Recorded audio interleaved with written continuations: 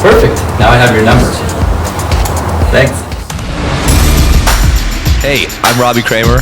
You're listening to the Leverage Podcast, where we discuss using your social skills to hack dating, travel, finding your dream job, and becoming a complete man.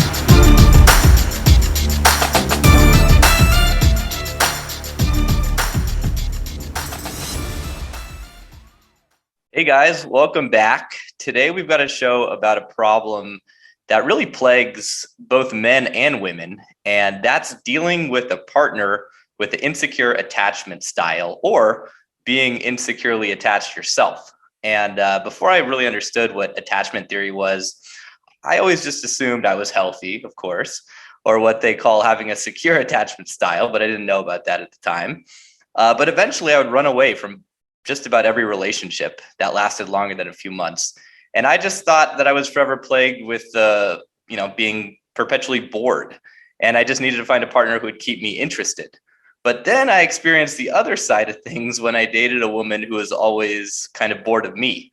And when I did more research and just these feelings of anxiety and insecurity, neediness, caused me to really look at what's going on here. And that's when I kind of learned about attachment styles and avoidant personalities. And it was the first time I was ever really anxiously attached.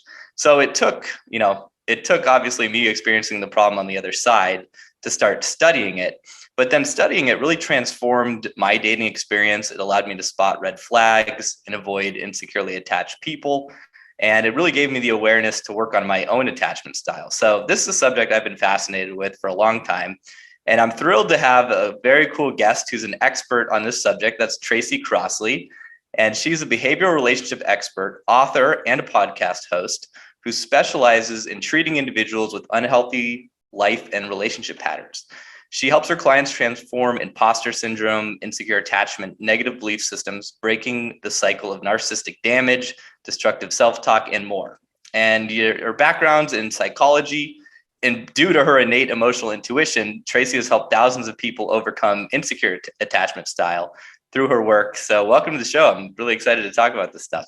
Yeah, I'm really excited to be here. Thanks for having me. Sure. So why don't you give us a little background on how you got into this field of work and what led you down this path? Oh my God. Okay. So first of all, my background was nothing to do with insecure attachments, nothing to do with this, except that I always had dysfunctional relationships. I was married when I was younger, got divorced, always thought it was other people, clueless. And then a couple things happened. One, about 14 years ago, I read a book, and I'm one of those people, if I read a book, I take notes if they mention other books in it. Well, I read this book. It was called The Wishing Year. It was a great book. If you guys are ever looking for the power of saying yes to everything and what happens in your life. Anyway, so this person mentioned this book, and I looked it up, and I'm like, oh, okay, I'm going to read this book.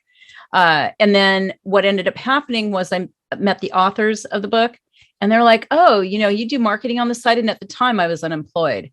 And so I'm like, yeah. And they were here. I'm in LA. They were in LA.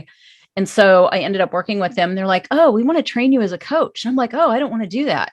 No, how am I going to make money? I don't want to be a coach, And it just basically ended up that I got to be a coach because they talked me into it. And at the time I'm like, oh my God. And I was stuck in the middle of a dysfunctional relationship because I'm an anxious avoidant. So just like you, Robbie, I was one or I was the other. And at that point I was anxiously attached. And I just remember sitting through training, and all I could do was think about, oh my God, am I going to hear from him? Oh my God. He wanted me to go to breakfast or something during it. And I'm like, oh my God, I'm stuck here. I can't go, and I'm having all this, I know, I was anxiety, crazy.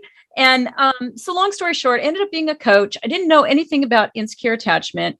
At one point, this guy who I had an on and off relationship with for 6 years, he basically said, I think you're a love addict. I know I'm a love addict. So I get this love addict book, and I'm going, oh my God, I do a lot of this manipulative crap in here. Holy crap, So then it led to attachment styles. And then I went, oh my God, I read the book Attached, and I totally got irritated with it because it didn't really say a lot of good things for people that were anxious avoidant. It's if you're anxious, here's your answer. If you're avoidant, here's your answer. If you're both, you're screwed. So I thought, well, that can't be the case. And basically, that was sort of like my launching pad into really becoming very clear on my own stuff.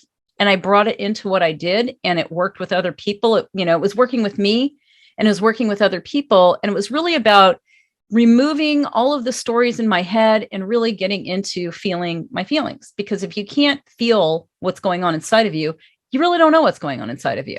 So, anyways, that's the long and short of it. But that's how I basically incorporated it into what I do. Okay, got it. So it was a similar sort of experience. I think most people kind of stumble into it when they realize, like, what's going on with my relationship? This doesn't seem right for some reason, or someone recommends it, I guess. But I had the same experience that you did after reading Attached, where I was like, this doesn't really seem to fix my problem, because sometimes I'm avoidant, sometimes I'm anxious, and what do I do? So, Right. you know, something that I always felt like that partner that first made me aware of being like insecurely attached she felt like a drug to me. Yeah. And it was the first person that felt like, oh my God, she's my soulmate. But then it brought up all this like totally needy stuff. And like, what is going on with that? Like, what's with that drug feeling, that soulmate feeling what are your thoughts? Oh gosh, it's so funny. I did a podcast on this a while ago, and it was, like how the sex is so addictive.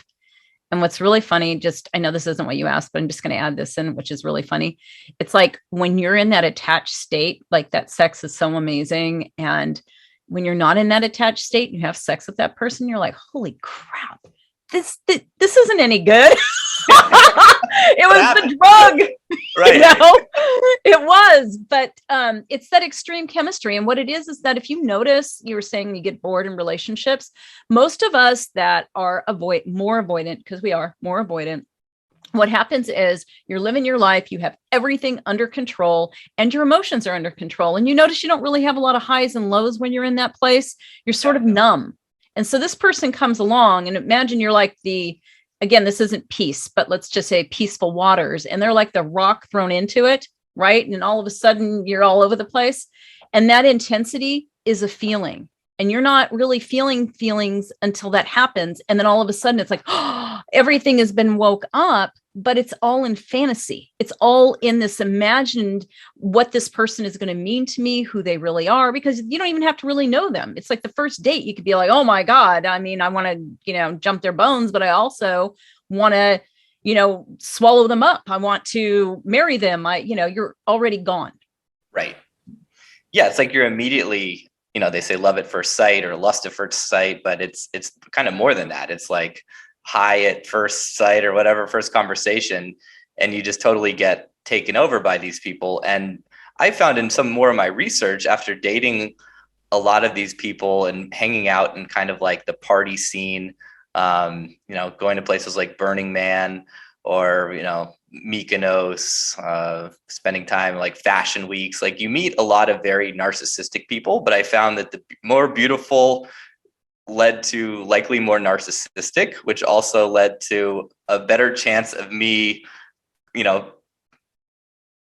getting addicted to someone like a drug and then having this wildly unhealthy, crazy relationship. So I basically did that like 4 or 5 like relationships in a row. And it was definitely like toxic on many levels, as they say, but it was very difficult for me to kind of like get out of it or see what I was doing, because prior to that, it was always me being bored and me being anxious or me being avoidant. And then it flipped the other way. And I had all these relationships in a row where I was like the anxious one. So I was, trying to like deal with that while still partying and drinking and hanging out with this crowd. So would you say, and have you seen in your experience that there's links between all of this stuff? Oh yeah, I would say that. And also, of course, we can go back to childhood, right? Where our attachment styles are defined. And a lot of times, there was an exercise that I had people do at one point, which was when they would fantasize about the person that they were attached to basically put their father right in that place, or their mother, depending on which one they had the more avoidant relationship with. And what's interesting is that you really find that the pining away or that feeling of being attached was really the parent. And you could feel it. And you realize that the relationship you're having is more symbolic of what is missing. It's like you're still trying to, number one, go towards something that's familiar because it feels familiar. And that's why a lot of times, right, when you meet these women, you probably sent some kind of familiarity, like, oh, I've been here before, or I feel like I know this person. That was one thing that kind of threw me for a loop, because when it came to the relationship with my mom, she was always like, the stereotypical, like, smothering Jewish mom who loves you to death and is just like totally like all over me all the time. Like I couldn't have gotten more love. I was like, leave me alone, like that sort of thing. So I guess that kind of played into my avoidant sort of behavior.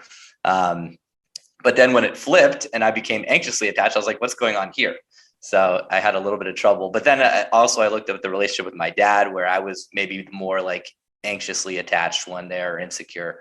So yeah, it definitely plays in with the parents.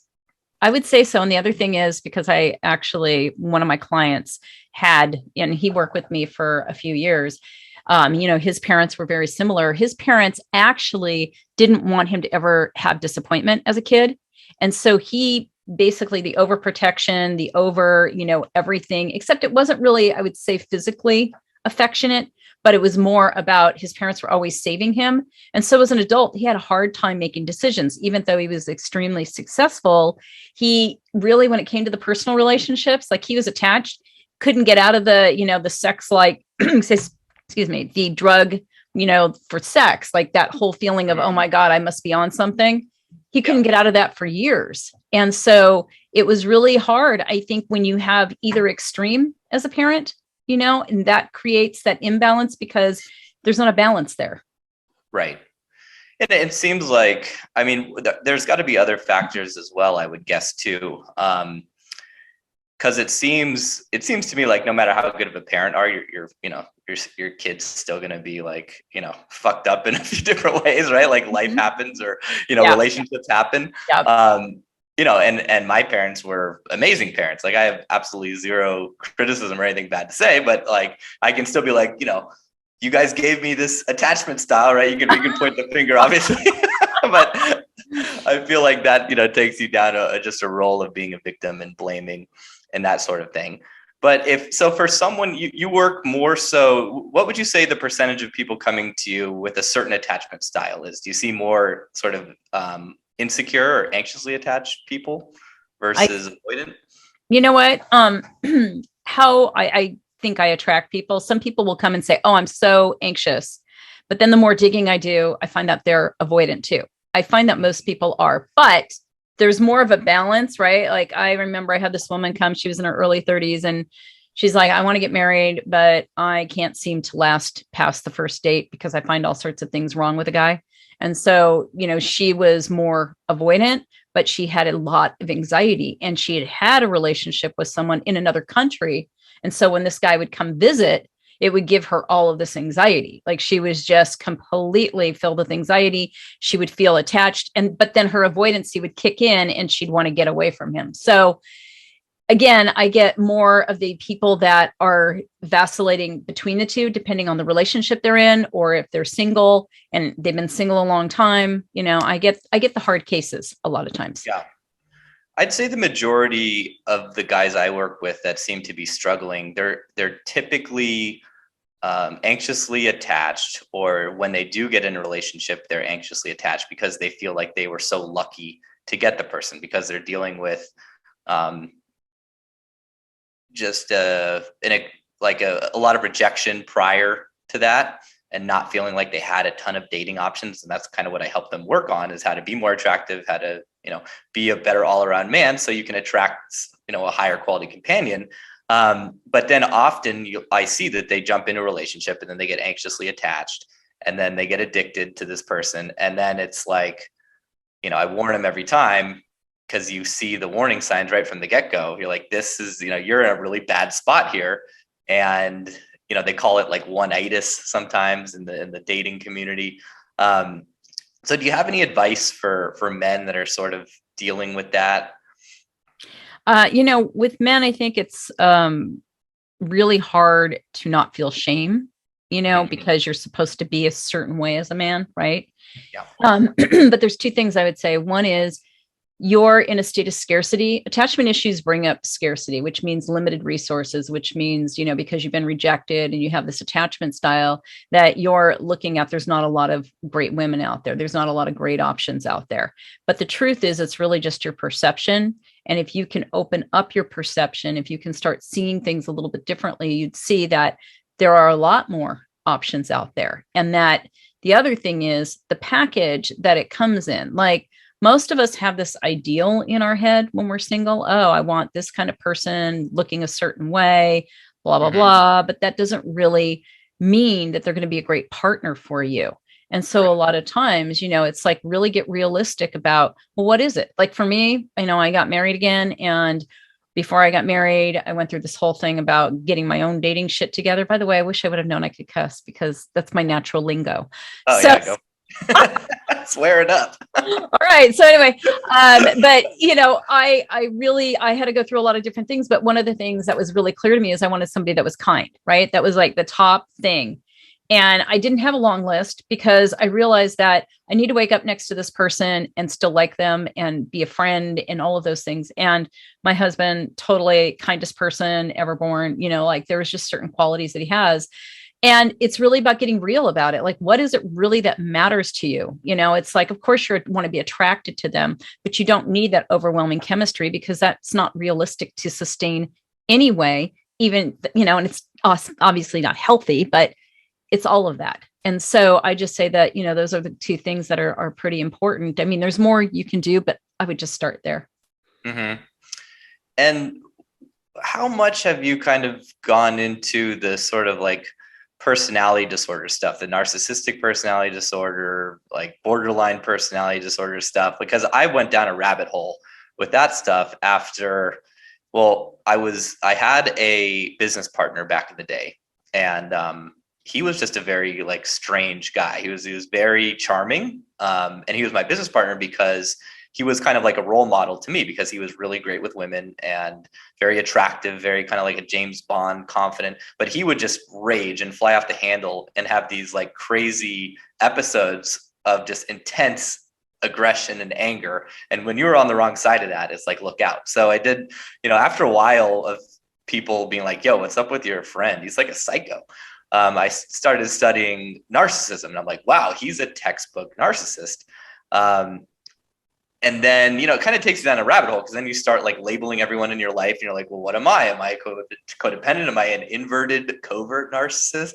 And and then I called him out on it I didn't really call him out on it because I figured if I did, he would like have a narcissistic rage episode, but he then learned about it. And then he started kind of witch hunting and calling everyone, some sort of label. So we just kind of went through this crazy, like a year and a half where we were just studying this stuff to death. And I think at the end of it, like I can definitely see where people have those sorts of behaviors, but I'm always careful of labeling. So I was just curious what your take on all that stuff is and how much does it kind of affect and play a role in your coaching and training of people? Well, I like to get people away from labeling people as well. And the reason being is a lot of people victimize themselves according to those labels. Well, I was with a narcissist, so I've been through narcissist abuse. Well, they forget that they made a choice to actually be there. And that's the thing that I actually help people with. It's like owning your choices, own your shit, take responsibility, because it doesn't really matter if other people have a mental disorder, because if they're not going to go get diagnosed in the case of like, let's say borderline personality and get on some kind of medication, there's not a lot you can really do except make a choice for yourself. And that's why I always try to bring it back there because yeah, you're right. You can totally go down that rabbit hole. And what good does it do you anyway? Oh, I'm diagnosing everybody. Great. All it does is it gives you an excuse to not do something with yourself and look at what am I creating? What am I doing? Totally. Yeah. Because it just puts one person in the perpetrator role, the other person in the victim role. And then even if you do like the crazy girl I mentioned that like, I was crazy too. But the one the one that triggered me into getting into this, she diagnosed herself as like multiple personality disorder. And yeah, she would even have names for her different personalities. But she was a lot of fun. And even though like I knew that, I was so addicted, I didn't care. Eventually I walked away because it was just more sort of pain than what it was worth. And after taking a lot of inventory, I was like, okay, this is the decision I need to make. But just as you said, the labeling, and it wouldn't do me any good when I would be like, hey, this is your other personality coming out right now. What are you gonna like? Are you gonna stop being a psycho? Can we go back to the normal person and not like this alter ego? And that would just cause the fight to get worse. And then, so I found that to be the opposite of helpful when you're starting to label your partner and telling them like, oh, now you're doing that thing that I hate. So I think it's interesting too, because, most of the time it's women that are always labeling men. And, I find it interesting when men do it, and I do work with men, and they, they're always trying to label too. But I used to, a long time ago, when there was the whole Mars and Venus thing, what's his face? Dr. Gray. Men are from Mars, women are from Venus, that one? Yeah. Yeah. I remember buying the book and sitting my ex-boyfriend down and like reading to him what he was in the book. Oh my God. I can't even believe I did that. Right. And of course I'm innocent. I'm like, oh, poor me. Look at me. I'm with you and you're so horrible. And can't you get your shit together? Like, first of all, people can't snap their fingers and get their shit together, for one thing. Another thing, it's my opinion, and I'm not looking again at myself and what I'm contributing. And that's, I think, where a lot of people actually mess up with the dating and being in relationships. It's, what is your part in it? You have a part. It's not 100% the other person. A lot of times we're trying to mold people into what we think they should be. Yeah. Yeah. Then they just end up feeling pressured and the whole other host of, problems there. And what about the 5 love languages? So I've heard mixed reviews about whether or not they're bullshit, whether or not they even belong in the sort of discussion with some of this other stuff. But that was one that I kept kind of experiencing, where when I was anxiously attached to this partner I mentioned, I always had a need for like physical love and quality time, basically. And it seemed like her love languages were like the opposite. And so we were really clashing on that. Do you think there's any merit to the love languages, and do those play a role in attachment style at all? I think they change. I don't think that you can rely on the 5 love again, because the 5 love languages is like 5 labels. Yeah, and I think that human beings are more dynamic than that, and that we all have love languages that change depending on our mood, depending on who we're with. I mean, to me, it's not a way to gauge shit, because I get people that will go, well, I only have the love language of words. And it's like, well, that's a choice that you're making at the time. You don't realize it. And it's probably to do with what's happened in your past. It's maybe there were words that were said to you, and maybe you weren't given a lot of physical attention. And so you don't know what to do with physical attention, but you know what to do with words. Or, it's the mood you're in. You just want to hear something. I mean, yeah. I find them to be very much indicative of my mood, right? Because like obviously sometimes you want the physical touch, but other times you're just like, no, like tell me, give me some affirmation or give me a gift, right? So right, I think you nailed it. It is a very sort of dumbed down look at things. I think we complicate things. I was going to say, I think we just complicate things. It's really simple, but we add on all of this other shit to it, so that dating and getting in relationships seems like I've got to go get a degree in it. Right. Yeah, totally. What about in the career sort of job world? How do you see insecure attachment like negatively affecting that? That's so funny, because that's our recent expansion has been into, working with people at work, in businesses. And one of the biggest problems, at least with the careers that first of all, we attract a lot of people that have intense careers. So people that look for intense jobs usually have some kind of insecure attachment issues. People. What's an example of an intense job? Being a doctor, being a lawyer. Yeah. being a salesperson, being High pressure environments. yeah, because there's like a high and a low to it, and there's an intensity that can take you out of your body, that can take you like out of your life, right? So I don't have to focus on my life because this thing is all encompassing. It's swallowing me up, right? And so we tend to, have people that have those kind of careers or businesses where there's a lot of intensity. The problem is the emotional burnout, because you put, you're, let's say, a perfectionist. Let's say that you're a people pleaser. Usually a perfectionist is more about the avoidant and a people pleaser is more about the anxious. But these things show up in your work life. People victimize themselves. They're on the drama triangle. So it's really about where doesn't it show up? It shows up pretty much everywhere. People aren't always willing to admit it, because what they'll do is they'll go, well, I have great relationships with my friends. But it's the kind of relationships you have with your friends. Are you emotionally intimate with your friends? At work, it's what are you doing there? How do you show up? Are you a bully at work? Are you a control freak? Are you, somebody that just is surviving on the high? Like my background was in management, in marketing and sales. And I remember this one job I had where my sales team, we had to do weekly sales, and I called it like doing crack every week, because you would get, like work. And then the payoff at the end, it's like, you're all high, just like, the drug of sex. It was like the drug of money, the drug of that high of success. And so that's all temporary. It's not long lasting, because then I got to go to get another hit of crack, Right.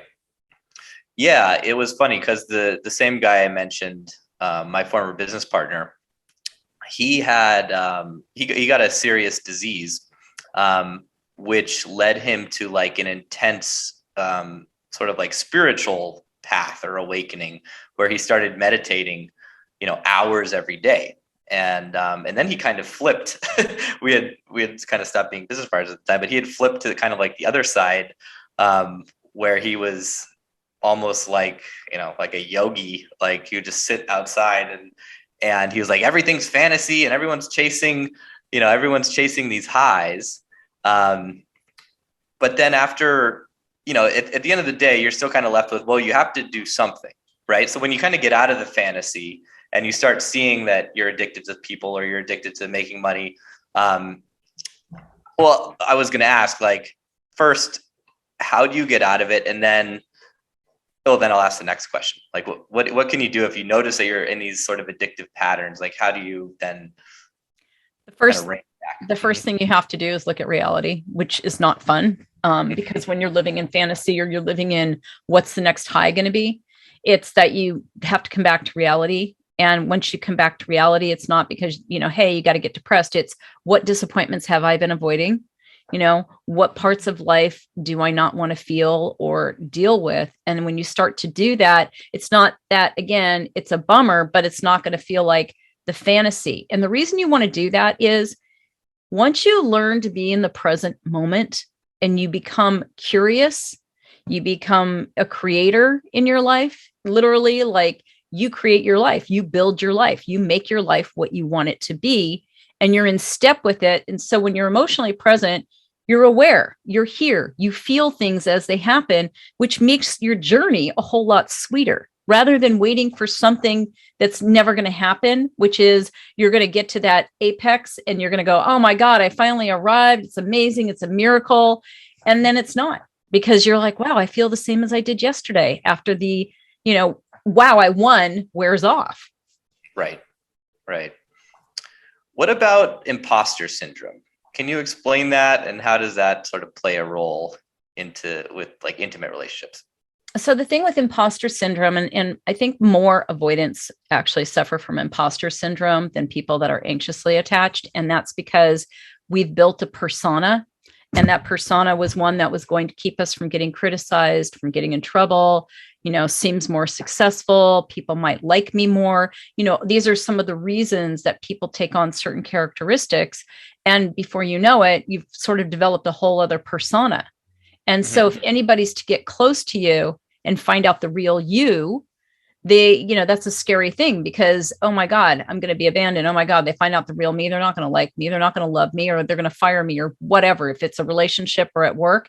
And so there's this protective part of you. where you don't realize it'll kick in. And that's when you're criticizing or judging the other person harshly, like, oh, there's something wrong with them, because you're still trying to find a leg up to be superior because you feel like you have to be superior.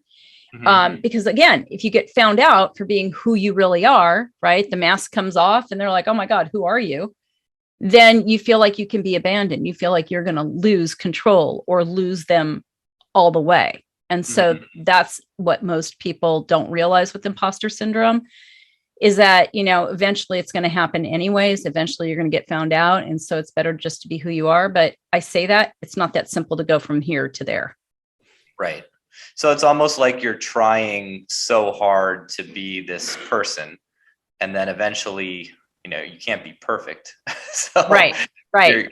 You're going to get found out. But then a lot of the time, even if you think you're getting found out, people still think, like, if you develop this persona to be like a kick-ass business person, almost to an unhealthy degree, where you're, you know, in the office from 9 till never and just working. I think your imposter syndrome would even become worse, because you're right. Like, you have this totally unrealistic goal of where you could be. And then if someone doesn't see you as that, they're like, you start to feel like, oh my God, I'm an imposter. I'm a phony, or I'm a fake. Right. That's not how they feel. Well, and you don't even know how they feel. That's your assumption. Right. And you're so worried about it. Right. If you're running that behavior. Right. It's your own expectation in your head that has you having that behavior, because most other people will adapt if you were to change it. But there's so much fear. You know, I got to work till, you know, midnight. But the truth is, you can establish your own boundaries with that. You know, you can establish what it is you want your life, again, to create what you want your life to look like. But most people don't set those kind of standards. Most people just sort of, you know, okay, well, this is what I do. Well, you don't even know how you got to where you do what you do, you know, like, you don't even know how you probably got working, you know, 12 hours a day. You probably don't realize how you portrayed yourself. You just have done it unconsciously. Totally. Yeah. And you brought up the word boundaries, which is something you hear a lot when it comes to dealing with, you know, attachment styles, or just dealing with relationships. Right. And that was always, you know, just a subject, like, you know, because people throw around this stuff like, you have to set healthy boundaries, or you need boundaries in that. But then a lot of clients will ask me, like, well, how do you know what your boundaries are? Or how do you know when someone's breaking your boundaries? Or, you know, how can you have boundaries if you don't even know what you want? God, people are so funny, because again, how I said, we complicate things. So to me, where I go with boundaries, it's this: if I want love and respect, then I got to treat myself with love and respect. If I don't treat myself with love and respect, I can shut the fuck up. Because here's the thing: if I'm going to tell people what to do and I'm not doing it, then they're just watching how I allow myself to be treated. And, you know, we're animals in that way, right? We have an instinct about it. We watch, we observe, and we're like, and we don't even, again, consciously go, oh, this person doesn't respect themselves. We react to how they don't respect themselves. So your boundaries are: treat yourself how you want to be treated, period. I love that. It's so concise and clear, because you're right. We basically walk around with like a script, and we're like, here's how you should treat me. And, you know, we give that script away with our micro expressions, our, you know, our body language, just, you know, the facial expressions, all that stuff. Right. And we're so highly tuned socially to read these things. At least some people are. A lot of the guys I coach need help in that area, but you know, we're telling people, like, treat me like this, have these boundaries with me like this. The second you meet them, you know, on the first impression, and surely as time goes on and you get to know someone better, and you kind of break down some of those walls of, once you get past the small talk, or you get to know someone better, where you can, you know, you're not totally afraid to offend them. But, Right. You know, that's when, you know, you start hearing these like, well, you're treating me like XYZ. And you could just sort of turn the mirror around and be like, well, this is how, you know, this is what this is how you're telling me to treat you. Right. Right. So, It is. I mean, think about it, because if I am telling somebody, well, I want respect, and then they're disrespectful to me, and all I do is I want to, you know, tell them, oh, you shouldn't treat me that way, blah, blah, blah, blah, blah. I'm not taking care of myself. I'm still trying to deal with it outside of me, instead of going, gee, I'm being disrespected right now. How do I feel? And what do I want to do about it that I can do for myself? And then it would be, okay, hey, guess what? I don't want to be a part of this conversation right now. I love you. I care about you, but I'm going to go ahead and get out of this conversation because it doesn't feel good to me. Or if it's a relationship where this happens all the time, you know what? I am disrespecting myself by being here. And so I need to go ahead and leave. It's like that simple, but people complicate it because they think they can control the other person's behavior, and you can't. Yeah. And that's really the important thing is, yeah, you can't control someone. The more you try to control someone, the more it pisses them off, or the more they do the thing you don't want them to do. And yeah, it takes, it took me a long time to realize that. and you're right. Sort of a lot of the time just saying, like, walking away and not making the thing a bigger deal than it is the correct or the best thing to do. Maybe not the correct thing to do, but the best thing to do for you, for your own self-respect or for your own self-love, whatever that is. Exactly. And you do it in a way that speaks to compassion, that speaks to love, rather than you don't have to be a jerk about it. You don't have to go, you know what, you're an asshole, fuck you. Because of course, then you're making it into something different. That's not about boundaries at that point.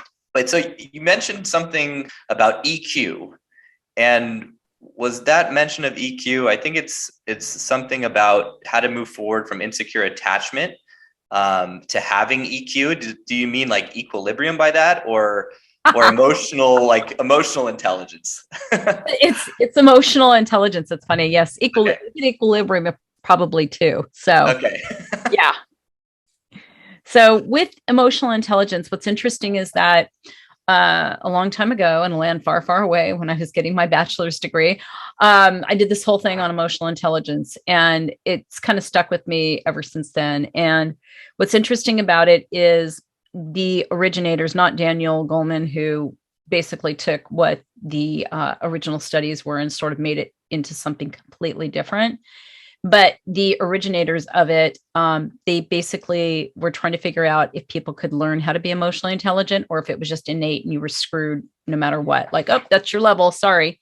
So when it comes to attachment issues, one of the things when I was talking about emotions earlier is that most of us who are in the insecure attachment field, even people that are anxious, we are detached from our emotions. We don't know how to manage them. We are not even aware of them. We may be aware of our reactions, the reaction of anxiety or the reaction of being angry or crying. Like, those aren't deep emotions. Those are reactive, right? So we know that, but we don't really know how to manage how we feel. We don't even know how to self-soothe. And so these are things that have to do with emotional intelligence. So the more you do this work, or at least the work that I do with people, they become more emotionally intelligent because they find that they can do this, that they can have intrinsic motivation. They have, they're not, their locus of control is not external anymore. It's internal. So they have an internal locus of control. People that have an internal locus of control, as an example, are people that, say, oh, this too shall pass, or they just know that whatever's happening out here doesn't mean that's going to define their mood or what they choose to do or how they choose to feel, that they are still the choosers of how they deal with reality. Gotcha. And that just comes from practice, I would guess. Well, it comes from doing things in a completely different way. It's like when I work with people, we really do work in getting past whatever all the stories are, but we get to the belief system, and I help people to permanently change patterns through emotion, because I'll back up a little. When you develop a belief, it's usually that you've had an emotional reaction to something in your life at a certain time more than once, and it becomes a belief. A belief doesn't become a belief just because you repeat it. I mean, if you look at how people sit and repeat affirmations over and over and have no emotional attachment to it, it doesn't make it true. So, it's things that have come emotionally, and that's how your subconscious operates. It operates that way. And so, my way in is we work in the emotional aspect of it so that you start to change actually how you feel, how you react to things, and it helps you to change how you perceive things. And therefore you realize, oh my God, I can deal with my emotions. I don't need to avoid them. Like avoidance, we avoid our emotions, right? It's like, I'm not going to get close to anybody because then I'm going to have to deal with something uncomfortable that's going to give me anxiety, because that's where avoidance get anxiety, is having to deal with their own shit. And that's Right. why keeping people away, it's easier. So, I could go on and talk about how it all works, but that's what I have found is that that's where you can permanently change a pattern because you have a different emotional reaction to something and you do it differently while you're feeling it and you take action. It's kind of like it all comes together at once. It's sort of like, I didn't realize this until recently. It's like Frog's model of behavior, and it's similar, but it's different. Like how he describes how you change a pattern is kind of different than how I do it. So, but that's what I have found. Gotcha. What's an example of like it's one of those beliefs you were talking about? Like, something happens a few times, you develop a belief. What would be an example of that? Okay. So I'm going to give you my little pyramid. Okay. So the little pyramid is this. I have a belief, let's say that I'm alone. All right. So I got my hand at the bottom. Next hand goes on top. I have a rule that supports that. Okay. So my rule can be something like, I will not date people that are 3'2". Okay.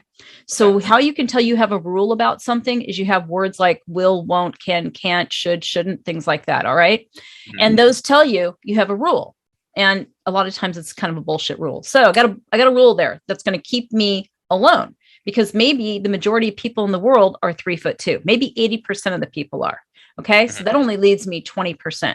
On top of my rule, I have a story. So when I have a rule that says I cannot date people that are 3'2", even though they're the majority of the world, I have a because, and this is my story, because when I dated people that were 3'2", they would cheat on me. They were horrible. They, blah, blah, blah, blah, blah, blah, blah. You got a story. Okay. On top of your story, you have a pattern. Your pattern is what you do and what you say. Okay. So you're going to keep this in place with, I can't date them. So you do not date people that are 3'2". You go out with people maybe that are 7'5", and, you only date that. And that's maybe 1% of the world. So of course, and they don't live in your country. Okay. So you have like maybe 1 or 2 people. And so you've still got the I'm alone belief, and you have to look at how is that working for me? Look at that. I've got a rule, a story, a pattern. And then what does that do? It gives me evidence. And that's at the top of the pyramid. And so when you have that evidence, it keeps the belief in place because I'm alone, because there's nobody really to date because most of the population is 3'2", and I won't date those people. Right. It's crazy how we do that without even realizing it, right? Right. And this is just about having that awareness, but you can do something, not at the level of belief or evidence, but you can do something at the level of rule, story, or pattern. You can do, okay, the rule, I will date people that are 3'2". That can feel scary. Even when you say it, good. That means you're getting uncomfortable and something's going to change. But, it's at each of those levels, you can do something to change that trajectory. Got it. Yeah, that's helpful with the layers of the pyramid there, because yeah, you're right. At the top, there's not a lot you can do, but once you dive to what's really going on, under the hood, there is a lot you can do. You can just start, get rid of the rule, Yeah. Open life up to so much more, or challenge your story, or not, or break a pattern. Totally. Okay, what I usually do, I'm not going to do. I'm going to do something different.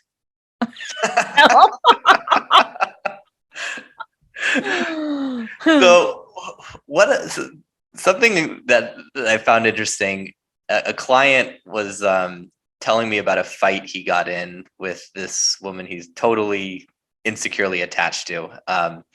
And she basically went off on him and, started criticizing him for all these different things that he's doing. And then when he tried to, argue with her or rebut what she was saying, she was like, these are my feelings.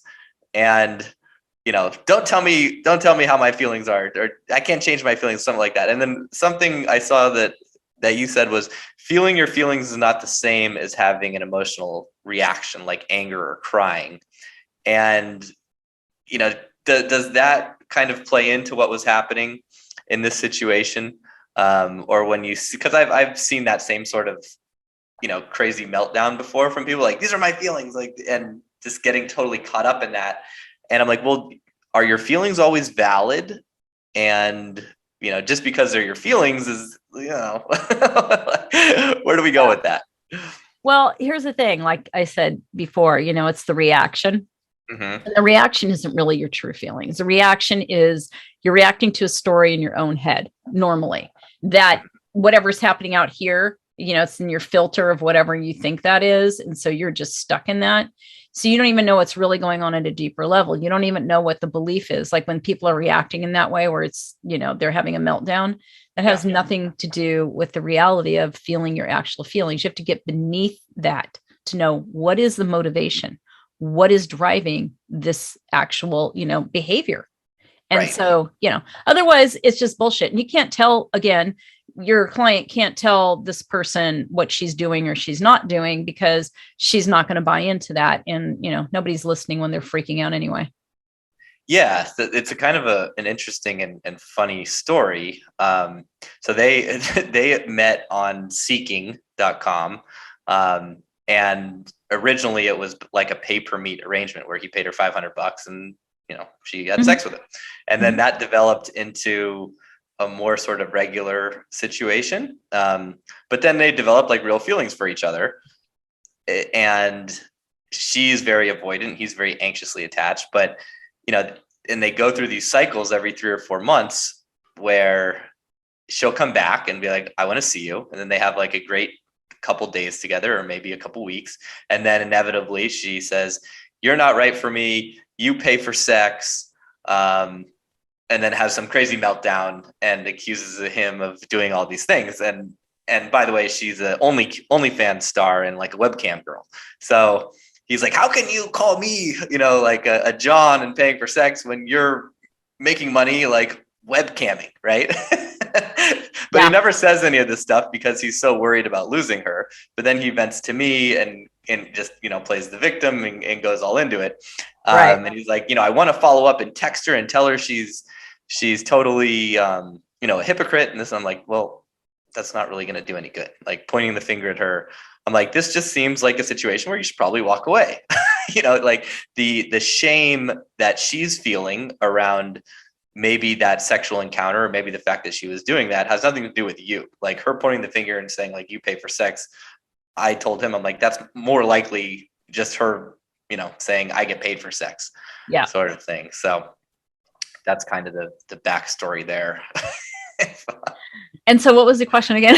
I was like, sorry. Good question. I was just curious if there was anything else you would maybe add to what you would tell this guy to do in that situation.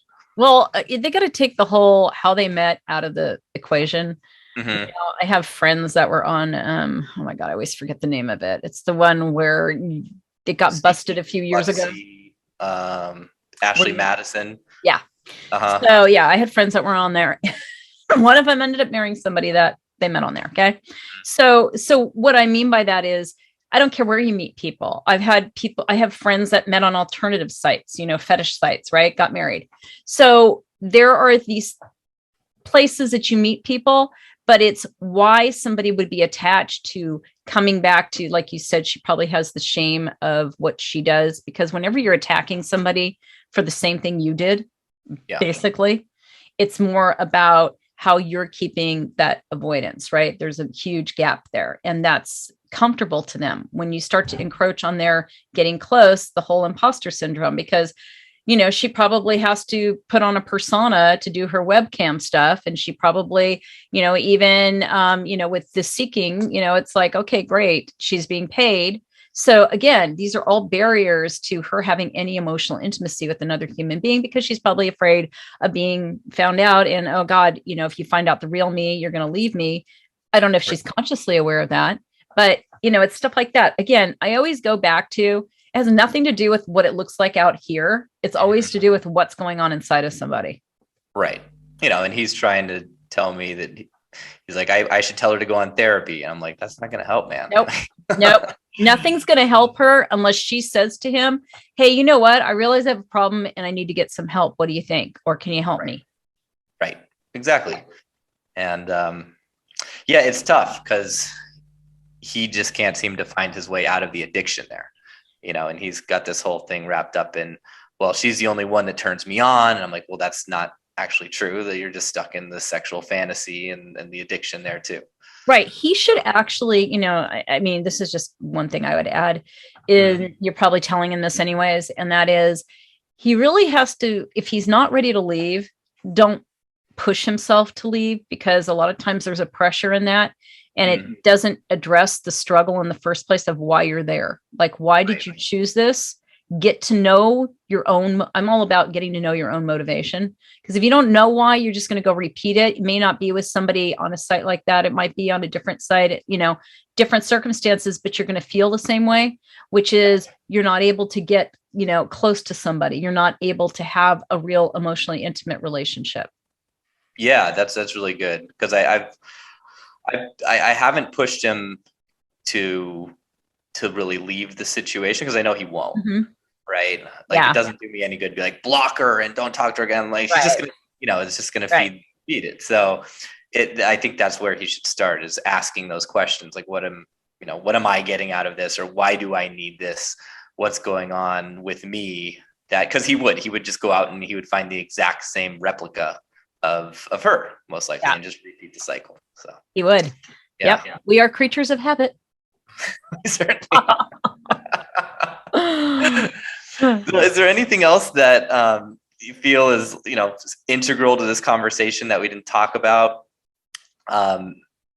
or in terms of where people can sort of like find out more also, and how can people find out more about your work and get some of these deeper, because I love what you're talking about. It's real change and real hard work that's required to unpack some of this stuff. Not saying it's difficult to do, but it does take looking at these problems from a totally different perspective, and not just looking at what's going on, because there's so much going on. It's like an iceberg. There's way more going on under the surface than what's there.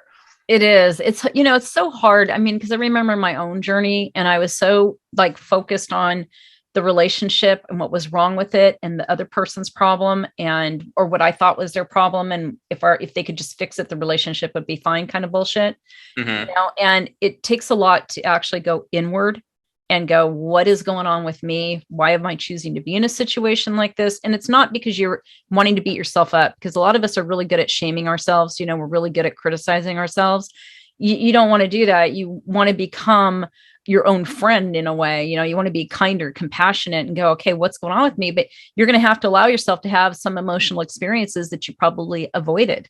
A lot of us are afraid of disappointment. We will do anything to not be disappointed because we don't like how it feels. We don't like how anxiety feels, but yet we'll keep perpetuating anxiety because it's familiar, rather than going to unfamiliar emotions. So, and a lot of this is my own journey, because I was totally in my head. I mean, I, at one point in my life, was like, I don't want to have emotions anymore. I'm working hard. I was like working hard to not feel anything ever again. That was like my goal. It didn't work, by the way. Yeah, it was, oh my God. I was a workaholic at the time too. It's like, okay, I'll just keep working and forget it. But if you get my book, which is back here, I do get into that. I made the book more of a how-to guide. It's written in a language. It's very conversational, so it's an easy to read, but it's got a lot of deeper, I would say, tools that you can use. And I highly recommend, because it's not so much about your brain learning it. It's about your whole body. When you have, and I'll leave you with this, when you have a reaction to something, just notice the next time you do what you do. In other words, let's say you're driving down the street and something runs in front of your car. Notice what your whole body does. It tightens. You might make a face, a grimace of some sort, like, right? Mm-hmm. So we have a learned way of responding. That's a learned reaction. I guarantee you react like that. You hold your body in the same way when you react to certain things that scare the shit out of you. And so if you pay attention to that, there's emotions that are wrapped up in that physically in your body, and you start paying attention to the feelings in there, it changes everything. You start to have a relationship with yourself. And that's the best thing, because what ends up happening is people that are insecurely attached, you find that your body is the safest place to be, because nothing outside of you is. It's all, transient. It's always changing. You can't hold on. It's temporary, right? The only thing you have is what's inside of you. And so that's like the focus of my work. I have a podcast, and it's called Freedom from Attachment. So, I always talk about different tools, different things you can do to recognize it, and, what the steps are. You can go to tracycrossley.com and find me there. And and that's really what I got going on. Awesome. I like what you said at the end there. It's that like the emotions are trapped in your body. So when you feel, you kind of go into that familiar place, and I can totally relate to that. But as you're saying it, I was thinking about, the road rage I get all the time, especially driving in the winter time. It's hard, isn't it? I know that's like the one last area that I have struggled with. I'm being honest. Like, oh my God, yeah. I live in LA, so it's like, oh my God, yeah. Oh yeah. I used to live in LA, and Kiev, Ukraine, as far as traffic goes, is pretty close to as much road rage as you can get in LA. So. Yeah, I wouldn't recommend it if you're a road rager. But Tracy, it's been so awesome having you on, and thanks so much for sharing all your wisdom with us. Absolutely, and thank you for having me. I've really enjoyed it. Thanks for listening. If you want more, go to innerconfidence.com and don't forget to subscribe to this podcast for the latest episodes.